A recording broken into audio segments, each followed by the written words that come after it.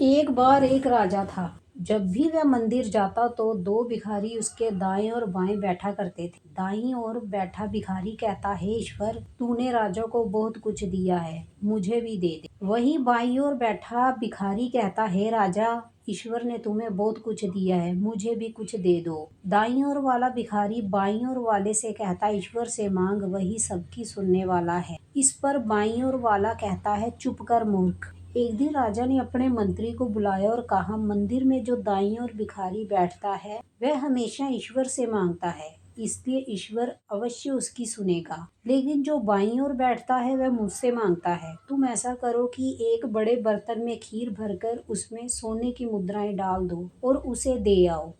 मंत्री ने वैसा ही किया। अब दाईं ओर वाला भिखारी बड़े आनंद से खीर खाते खाते दूसरे भिखारी को चिढ़ाते हुए बोला, देखा, ईश्वर देता है, मैंने ईश्वर से मांगा और मुझे मिल गया। जब उसका पेट भर गया तो उसने बची हुई खीर का बर्तन दूसरे भिखारी को दे दिया और कहा, लो, तुम भी खा लो। अगले दिन जब राजा मंदिर आया तो उसने देखा कि बाईं ओर वाला भिखारी तो आज भी वहीं बैठा है, लेकिन दाईं ओर वाला भिखारी दिखाई नहीं दे रहा। राजा ने पूछा, क्या तुम्हें खीर से भरा बर्तन नहीं मिला? भिखारी बोला, मिला था महाराज, बहुत स्वादिष्ट खीर थी, मैंने पेट भरकर खाई। राजा ने पूछा, फिर क्या हुआ? भिखारी बोला, जब मेरा पेट भर गया तो मैंने बची हुई खीर उस दूसरे भिखारी को दे दी और कहा, तुम तो हमेशा कहते रहते हो ईश्वर देगा, लो अब खा लो। ये सुनकर राजा मुस्कुराया और बोला, निश्चय ही ईश्वर ने उसे दे ही दिया। जब व्यक्ति सच्चे मन से ईश्वर पर भरोसा करता है, उसे ईश्वर